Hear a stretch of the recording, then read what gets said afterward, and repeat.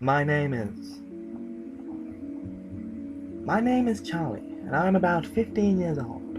I've lived in Chicago for just about my entire life before my entire family moved to the small town of...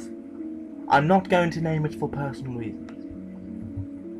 There's been a story going around this little town. Something about children getting taken away by these things called takers when they misbehave. So basically, what these takers do is that they climb through the window of a child in the dead of night and whisk them off to some unknown place. Nobody really knows what happens to the kids, and I highly doubt it is true. But it's been pretty effective in getting kids to behave relatively well. The more superstitious folk in here think that the takers are real, mainly because of the few cases of missing children that have occurred in the last couple of years. But I know otherwise. The dense woods surrounding the entire town would have been a more plausible reason for the disappearances than some stupid rumor concocted by frightened townsfolk. You have a bunch of ballsy young kids and you put them in the vicinity of a deep, dark, mysterious forest. You wouldn't have to be a genius to put two and two together. These kids embarking on late-night explorations into the forest and winding up lost. I mean, yeah, a bunch of search groups were sent in to hunt for the kids, but I've seen how big the forest really is. It's enormous. You need an entire army to comb through the area, and even then it would probably take a couple of weeks tops. Alright, so being the new kid on the block, kids generally ignore me in school, which was fine with me. I didn't have to put up the badass punk image to keep the bullies off my back. Eventually, I was invited to a big party. It was going to be held at a really popular guy's house, so I figured, why not? This was going to be my best chance at making friends. The party was okay, I guess. I've been to better ones. The kids here were too quiet, too tame, that none of them wanted to drink more than a couple of cans of beer. I was almost at the maximum threshold of my boredom by 11:30. More than half the people had left, and the only highlight so far was some stupid guys versus girls mass badminton match. I decided that this was a good chance to establish some reputation in this town. Guys! I clambered up onto one of the wooden picnic benches and clapped my hands for attention.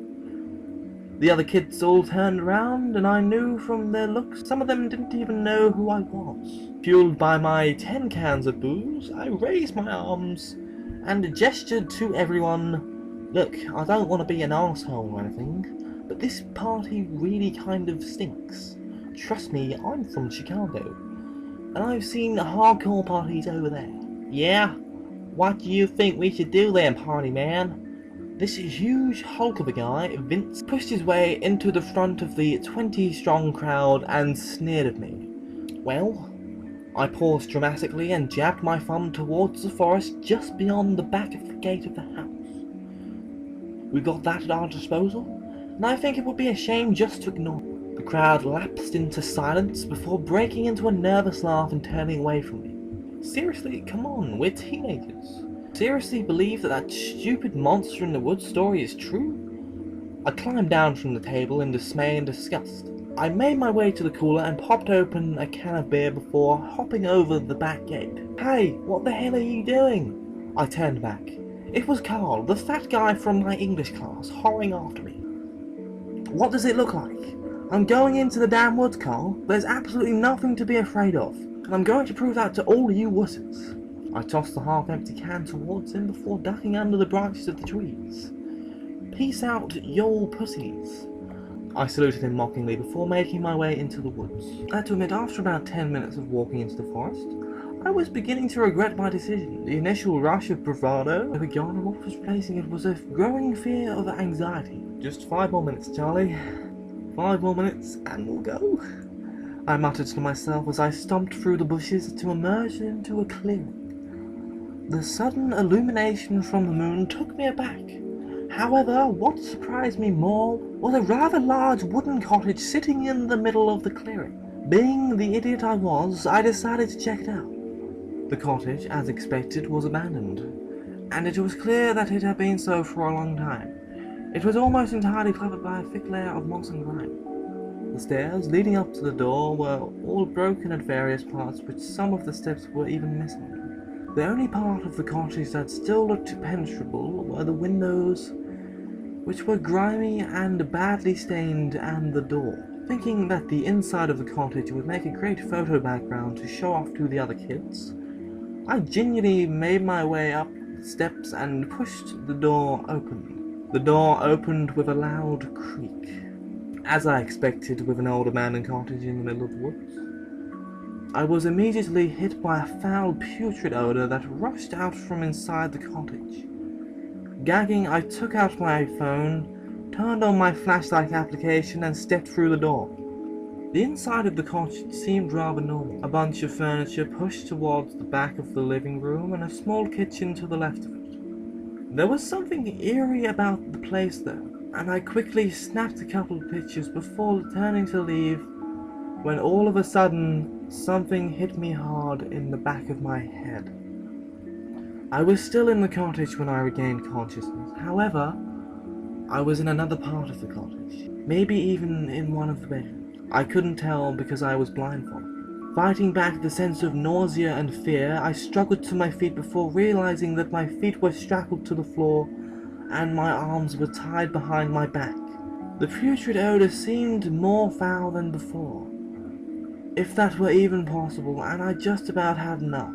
I drew in a breath to yell when I felt a warm breath down my back. Good, you're awake. What's going on? I whipped my head back and hollered. Please do be quiet, I wouldn't want to have to gag you. Biting down a scream, I forced myself to stay still while tender, soft hands gently removed the blindfold.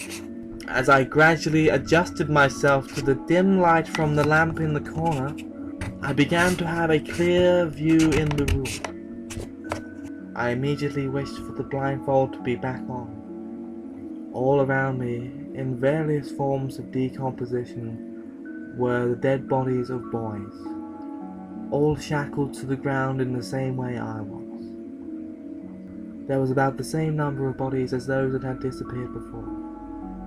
Choking down a scream, I immediately began to hyperventilate and pulled desperately at my restraints. Hello, Charlie. My name is Peter. Please do not panic. A figure, tall and dark, climbed in front of me. I could barely make out the features of the man's face in the dim light, but what frightened me the most was the wide, manacled grin he had plastered on his face, and his round, beady eyes fixed right upon my face. Sighing softly, he settled down in front of me and gestured towards the bodies. All failed experiments, I'm afraid. I do sincerely hope you would not end up like them. He paused for a second, regarding me quietly. Are you hungry?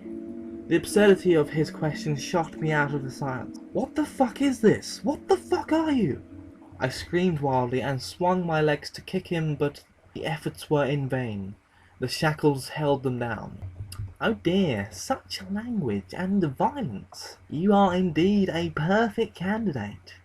He rose to his feet in one fluid motion, clapping his hands in glee. The other boys had some real fire in them, but you, oh boy, you might just take the cut. What the hell are you talking about? Let me go! Ignoring me, Peter reached into his pockets and pulled a large hypodermic needle. Uncapping it, he crawled slowly behind me and caressed the side of my neck gently. Trembling wildly in fear and horror, I ducked away from his hands, only to feel the prick of the needle on the right of my neck. It all happened so quickly. My vision began to swirl and blur before I slumped onto the ground. I woke up with a throbbing headache and sore limbs. My vision was still blurry as I massaged my head gingerly, before realizing that I was lying in the middle of a clearing in the forest. Ugh! I climbed slowly to my feet and surveyed my surroundings.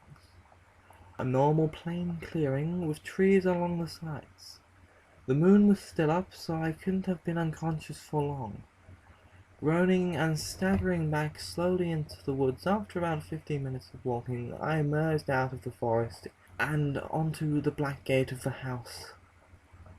It seemed like the party had just ended. Hey! Hey dude! Oh my god! We were gonna call the cops! Carl hurried towards me before yelling wildly at the boys in the backyard. Vince! He's back! As I was helped through the black gate, Vince grabbed me by the shoulders and laughed in relief. You freaked us out! You freaked us all out, Charlie! You manic! As I made my way back to the house, while Carl and Vince ran to their phones to spread the news, I felt a grin slowly grow onto my face. My name is Peter, and I am now 15 years old. Credit to Angelica NG. Author also has a Twitter if you wish to follow her. My name is